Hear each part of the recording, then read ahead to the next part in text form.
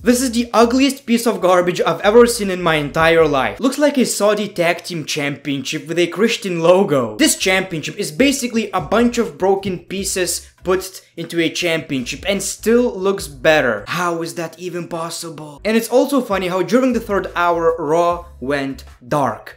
And it perfectly represents the third hour of Monday Night Raw. Boring and dark. For many, it was the highlight of the show because, let's admit it, it's a huge change for the WWE. However, not for me. As a huge Brock Lesnar fan, I appreciated Brock Lesnar treating the Money in the Bank briefcase like a radio. I love this man so much. Finally, WWE decided to push a young superstar. Finally! Brock, you finally won the big one. Thank you for the memories, and I cannot wait for the Ultimate Farmer era to return to the WWE.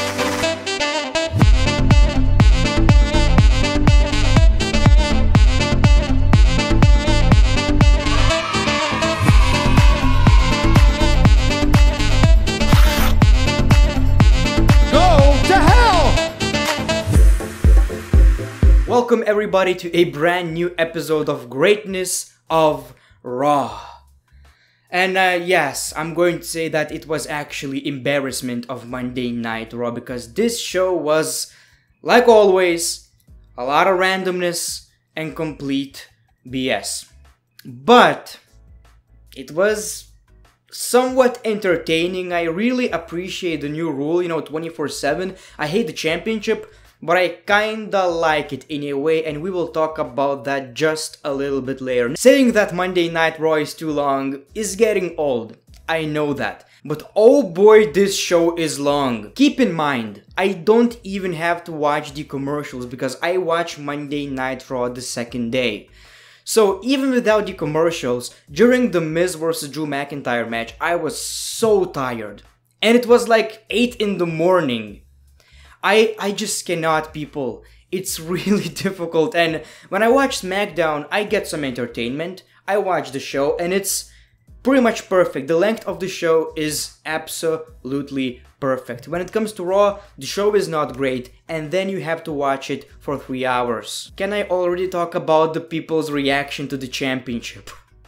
I also love the fact that Roman Reigns got drafted to SmackDown, the wild card got introduced, and he didn't miss Raw ever since. Paul Heyman and Brock Lesnar opened the show, and like I've said, Brock Lesnar was so entertaining in this one. Paul Heyman said that the WWE Champion and the Universal Champion should be worried because Brock Lesnar may strike at any time. So I was kind of wrong in my previous video. I was almost sure that Brock Lesnar is going to announce a match rather than doing a traditional cash-in. I thought that he's going to announce a rematch between Brock Lesnar and Seth Rollins. Maybe he will, we still don't know that. They were interrupted by Seth Rollins and then Kofi Kingston. Most of the time, I just cannot stand hearing Paul Heyman anymore. I love the guy, he's one of the best on the microphone, but lately, it's the same old promo. This time I kinda liked it, especially because he was really wild in this one. He told Seth Rollins that Rollins dreamed of main eventing WrestleMania, but his girlfriend actually did it. He also said that Kofi Kingston and Seth Rollins will be in action later tonight, and they should be worried about Brock Lesnar. Dude, Brock Lesnar sticked around for the whole 3 hours.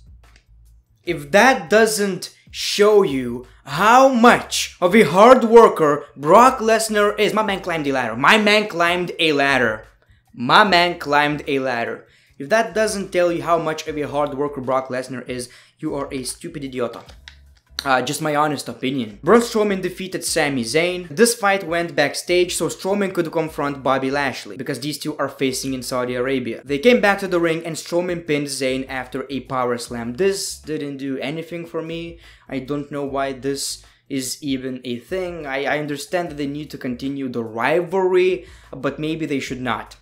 Thanks. Lars Sullivan was supposed to give an exclusive interview in the ring but was interrupted by the Lucha House Party. This time they actually had some offense. I was surprised about that, but they still got their butts kicked. So Lars, is life. We all care about Lars Sullivan. As a matter of fact, Lars Sullivan is our favorite wrestler of all time. I love Lars Sullivan. I also appreciate the fact that during pay-per-views, he randomly attacks people. I love it. I also appreciate the fact that every time he attacks someone, we even get the same camera angles. I love Lars Sullivan. Lars is life. He kinda reminds me of Shrek, to be honest. I don't know why. Cesaro defeated Ricochet. Now, Cesaro actually has a brand new theme song and it sounds absolutely ridiculous. It sounds so bad. It sounds like a movie trailer. I hate it. Bring back the Sheamus theme song. I don't know.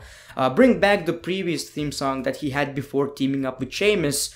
Or my favorite actually was the one with the lyrics.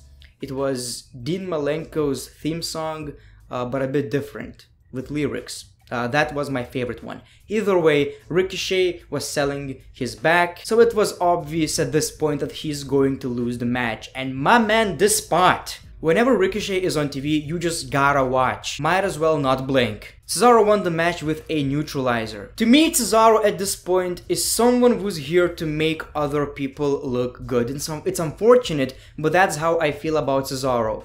You know, he needs a bit more character in my opinion. So I don't necessarily understand why Cesaro needed that victory and why Ricochet keeps losing all these matches.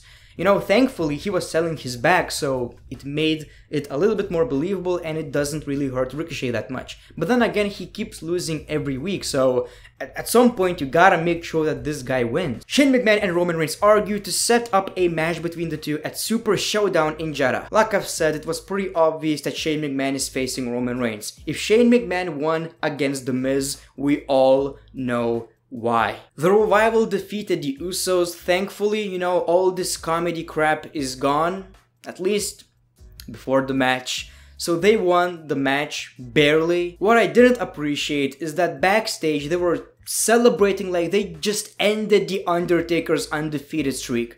So it kinda makes them look weaker than actually before winning the match. Imagine Randy Orton defeating John Cena and throwing a party. A very entertaining segment of Moment of Bliss with Becky Lynch and Nikki Cross. The Iconics interfered, these two were annoying as always, and Becky Lynch was a savage. This was a segment to set up a 6-women tag team match between Lynch, Nikki Cross, and Bliss, even though she didn't actually wrestle, versus the Iconics and Lacey Evans. This might be an unpopular opinion, but I actually like the pairing of Alexa Bliss and Nikki Cross. These two have nothing to do right now in the WWE, so why not? For me, it works. So Becky Lynch, Nikki Cross, and Alexa Bliss defeated Lacey Evans and the Iconics. Becky Lynch won with a leg drop. I don't know why. These are your tag team champions. Let's talk about the championship. So Mick Foley introduced a brand new championship. Even before introducing the championship, he showed like the half of it. My man, Foley. But let's talk about the idea of bringing new championships in general. WWE have so many titles right now. Most of them, during the pay-per-views, are not even being defended. What is the best solution? More championships, of course. This is WWE's logic. I don't know why. I still don't understand why they actually needed it. I like the idea, you know, 24/7. I somewhat like it, but knowing WWE, it will get ruined pretty quickly. So Mick Foley introduces the brand new championship and people are booing. That was one of the most disappointing moments in the WWE history. I loved it so much. Mick Foley reveals the championship, complete silence, turning into absolute boos. What is this piece of garbage? I understand that this is supposed to look bad. I completely understand that. But Hardcore Championship looked bad, but at the same time, it also looked badass in a way, you know? It was a mix of two, and this one is... I wouldn't want to hold that championship. Of course I wouldn't. So basically, if you know the rules of the Hardcore Championship, you know the rules of the 24/7 title championship. It's the same championship with a PG name and a worse design. The first match for the belt was actually you have to grab the championship. So if you would make your entrance, grab the championship is yours. Already a prestigious title in my opinion. So we got a bunch of jobbers. That's also something I should mention. Every superstar who tried to win this belt was a jobber. It's kind of unfortunate that EC3 is also in that category.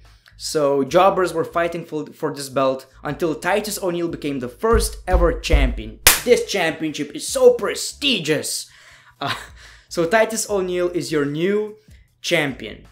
Thankfully, Robert Roode won the championship from Titus O'Neil, and then the whole night the roster tried to chase, or I should say the jobbers were chasing Robert Roode all night, until R-Truth actually tried to help him, but at the end of it, he won the belt, and he drove to SmackDown. So, you know, it reminds me of Attitude Era, so it's not that bad, but is it something that WWE really needed? I still don't understand the lights. So during the third hour, the lights went off. It was darkness. Basically saying that this is an hour that you probably shouldn't watch, go to sleep.